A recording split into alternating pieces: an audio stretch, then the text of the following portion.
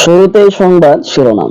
বিকৃত যৌনাচার ভিডিও ধারণ করে ছড়িয়ে দেওয়ার অভিযোগে গ্রেফতার 2। চলছে বুলডোজার, বাংলাদেশি বলে মুসলিমদের ঘরবাড়ি নিধন ও উচ্ছেদ। ভারতীয় 5 সেনা ঘাঁটিতে ব্যাপক গোলাগুলি। বিএসএফ বলল ব্যাটারি ধর, এরপর যা ঘটল। 2 মেয়েকে নিয়ে গাঁজার ব্যবসা, অতবার যা হলো। এবার বিস্তারিত সংবাদ। বিকৃত যৌনাচার ভিডিও ধারণ করে ছড়িয়ে দেওয়ার অভিযোগে গ্রেফতার 2। রাজধানীর বসুন্ধরা আবাসিক এলাকা থেকে বিকৃত যৌনাচার ও ভিডিও ধারণ করে তা ছড়িয়ে দেওয়ার অভিযোগে 2 নারীকে গ্রেফতার করেছে পুলিশ। বুধবার দিবাগত রাতে 1 মে গোপন সংবাদের ভিত্তিতে অভিযান চালিয়ে তাদের গ্রেফতার করা হয় বলে জানায় ভাটারা থানা পুলিশ। সামাজিক মাধ্যমে ছড়িয়ে পড়া এই ভিডিওতে দেখা যায় 2 নারী চাবুক দিয়ে পেটাচ্ছেন এক পুরুষকে। চাবুক ছাড়াও আঘাত করা হয় নানাভাবে। পুলিশ জানায় দীর্ঘদিন ধরে বিডিএসএম নামে বিকৃত যৌনাচার চালিয়ে আসছে একটি চক্র। রাজধানীর বসুন্ধরা আবাসিক এলাকায় এমন কর্মকাণ্ড চলছে বলে জানা যায়। গোপন সংবাদের ভিত্তিতে বুধবার রাতে অভিযান চালিয়ে চক্রের 2 নারী সদস্যকে গ্রেফতার করা হয়। উদ্ধার করা হয় বিশেষ ধরনের পোশাক, একটি চাবুক, হাই হিল ও বুট সহ যৌন কর্মকাণ্ডে ব্যবহৃত নানা সামগ্রী। ভাটারা থানার ওসি মোহাম্মদ মাজহারুল ইসলাম জানান, গ্রেফতার 2 নারীকে জিজ্ঞাসাবাদ করা হয়েছে। অভিযুক্তদের বিরুদ্ধে আইনি ব্যবস্থা নেওয়া হবে। চলছে বুলডোজার, বাংলাদেশি বলে মুসলিমদের ঘরবাড়ি নিধন ও উচ্ছেদ অভিযান ভারতে। জুনাগড়ে প্রশাসন অবৈধ দখলদারদের বিরুদ্ধে অভিযান চালিয়েছে।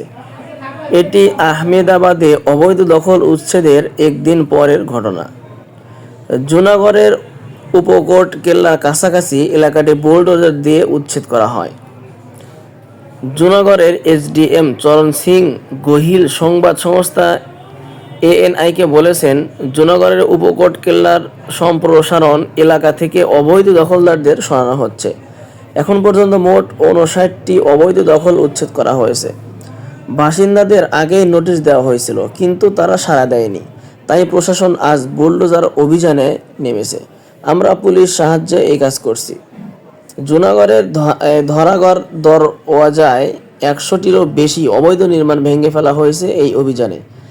নিরাপত্তার জন্য 260 জন পুলিশ কর্মী, 3টি ডিএইচও, 9টি পিআই এবং 26টি পিএসআই নিয়োগ করা হয়েছিল। নিরাপত্তা নিশ্চিত করতে ড্রোন ব্যবহার করা হয়েছিল। আহমেদাবাদের সবচেয়ে বড় বুলডোজার অভিযান। এর আগে 29 এপ্রিল মঙ্গলবার আহমেদাবাদে বড় আকারে অবৈধ নির্মাণ উচ্ছেদ অভিযান চালানো হয়। চন্দলা লেকের কাছাকাছি অবৈধ বসবাসগুলির বিরুদ্ধে বুলডোজার ব্যবহার করা হয়। পুলিশ কমিশনার ক্রাইম সাদ সিংহল জানান, ওই এলাকায় বেশিরভাগই বাংলাদেশি বসবাস করছিল।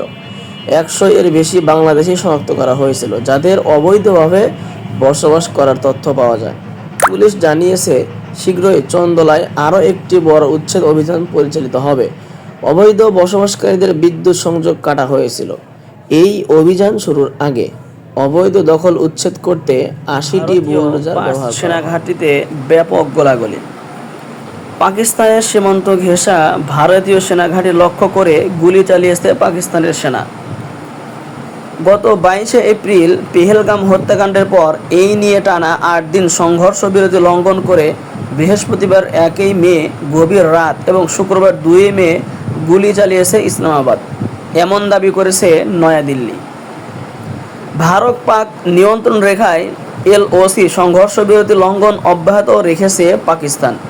বৃহস্পতিবার রাত এবং শুক্রবার ভোরে কাশ্মীরের কুপওয়ারা, বারামুলা, পুঞ্চ, নওশেরা এবং আখনুর এই 5 জায়গায় ভারতীয় সেনাঘাঁটি লক্ষ্য করে গুলি চালায় পাক সেনা।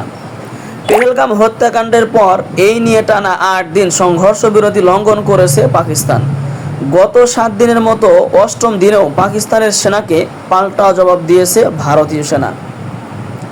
সশস্ত্র গোষ্ঠীর সদস্যদের নিরাপদে পাকিস্তানে ফিরিয়ে নিয়ে যেতেই এই কৌশল অবলম্বন করেছে ইসলামাবাদ, দাবি ভারতের। নিয়ন্ত্রণ রেখায় গুলি চালিয়ে ভারতীয় সেনাকে ব্যতিব্যস্ত রেখে মুহূর্তের অসতর্কতায় নজর এড়িয়ে সশস্ত্র গোষ্ঠীর সদস্যদের ফিরিয়ে নিতে চাইছে। পাশাপাশি ভারত সামরিক দিক থেকে কতটা প্রস্তুত তাও যাচাই করতে চাইছে ইসলামাবাদ। তবে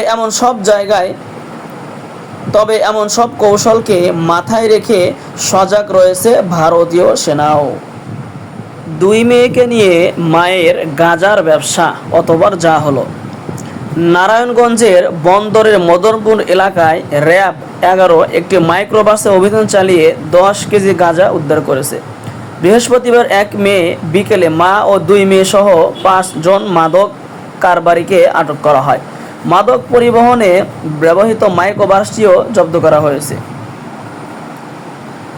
আটককৃতরা হলেন কুমিল্লার ব্রাহ্মণপাড়া থানাধীন দেউস এলাকার রওশন আলীর পুত্র মোহাম্মদ আমান ওরফে জীবন, শশীদল এলাকায় মৃত নসুমিয়ার পুত্র মাইক্রোবাসের চালক মাসুদ রানা, দেউস এলাকার মৃত মানিক মিয়ার স্ত্রী জাহানারা বেগম ও তার 2 মেয়ে বৃষ্টি ও ইয়াসমিন। প্রাথমিক অনুসন্ধানে জানা যায়, গ্রেফতারকৃতরা কুমিল্লা থেকে বিশেষ কৌশলে গাঁজা পরিবহন করে নারায়ণগঞ্জের মদনপুর এলাকায় নিয়ে আসছিল। তাদের বিরুদ্ধে বন্দর থানায় মাদকদ্রব্য নিয়ন্ত্রণ আইনে মামলা দায়ের করা হয়েছে। এটি র্যাব 11 এর চলমান মাদক বিরোধী অভিযানের অংশ হিসেবে উল্লেখযোগ্য সফলতা। বিএসএফ বলল ব্যাটারি ধর, এরপর যা ঘটল। দিনাজপুরের বিরল সীমান্তে ফের উত্তেজনাকর পরিস্থিতি তৈরি হয়েছে।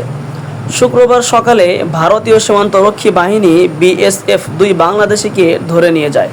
পাল্টা প্রতিক্রিয়ায় ক্ষুব্ধ গ্রামবাসীরা সীমান্তের বাংলাদেশ অংশ থেকে 2 ভারতীয় নাগরিককেও আটক করে। ঘটনাস্থল থেকে একজন প্রত্যক্ষদর্শী কিশোর জানায়, মারধর শুরু করে বিএসএফ। হঠাৎ কয়েকজন বিএসএফ সদস্য এসে কাউকে কিছু না বলেই মারতে শুরু করে। তারা বলছিল ব্যাটারি ধর। তখন গ্রামবাসীরা দৌড়ে পালায়, কিন্তু এর মধ্যেই 2 জনকে ধরে নিয়ে যায়। তিনি আরও জানান, তাদের মধ্যে একজন পালানোর চেষ্টা করলেও বিএসএফ তাকে ধাওয়া করে ধরে ফেলে। আরেকজন, যিনি আমার আঙ্কেল, তিনি বোঝাতে চেয়েছিলেন সীমান্তের অবস্থান অর্ধেক বাংলাদেশ অর্ধেক ভারতে পড়ে, কিন্তু বিএসএফ তার কথা শোনেনি। একজনকে হ্যান্ডকাপ পরিয়ে আরেকজনকে গামছা দিয়ে বেঁধে তারা নিয়ে যায়। ঘটনার পরপরই স্থানীয় জনতা প্রতিবাদে ফেটে পড়ে এবং পাল্টা প্রতিক্রিয়ায় 2 ভারতীয় নাগরিককে ধরে ফেলে। পরে বিজিবিকে খবর দেওয়া হলে তারা ঘটনাস্থলে আসে। বর্তমানে 2 দেশের সীমান্তরক্ষী বাহিনীর মধ্যে আলোচনা চলছে। ঘটনাটি নিয়ে স্থানীয়দের মাঝে উত্তেজনা বিরাজ করছে। 2 মেয়েকে নিয়ে মায়ের গাঁজার ব্যবসা অতবার যা হলো। নারায়ণগঞ্জের বন্দরের মদনপুর এলাকায় র্যাব 11 একটি মাইক্রোবাসে অভিযান চালিয়ে 10 কেজি গাঁজা উদ্ধার করেছে। বৃহস্পতিবার 1 মে বিকেলে মা ও 2 মেয়ে সহ 5 জন মাদক কারবারিকে আটক করা হয়। মাদক পরিবহনে ব্যবহৃত মাইক্রোবাসটিও জব্দ করা হয়েছে। আটককৃতরা হলেন কুমিল্লার ব্রাহ্মণপাড়া থানাধীন দেউস এলাকার রওশন আলীর পুত্র মোহাম্মদ আমান ওরফে জীবন, শশীদল এলাকায় মৃত নসুমিয়ার পুত্র মাইক্রোবাসের চালক মাসুদ রানা, দেউস এলাকার মৃত মানিক মিয়ার স্ত্রী জাহানারা বেগম ও তার 2 মেয়ে বৃষ্টি ও ইয়াসমিন। প্রাথমিক অনুসন্ধানে জানা যায়, গ্রেফতারকৃতরা কুমিল্লা থেকে বিশেষ কৌশলে গাঁজা পরিবহন করে নারায়ণগঞ্জের মদনপুর এলাকায় নিয়ে আসছিল। তাদের বিরুদ্ধে বন্দর থানায় মাদকদ্রব্য নিয়ন্ত্রণ আইনে মামলা দায়ের করা হয়েছে। এটি র্যাব 11 এর চলমান মাদক বিরোধী অভিযানের অংশ হিসেবে উল্লেখযোগ্য সফলতা।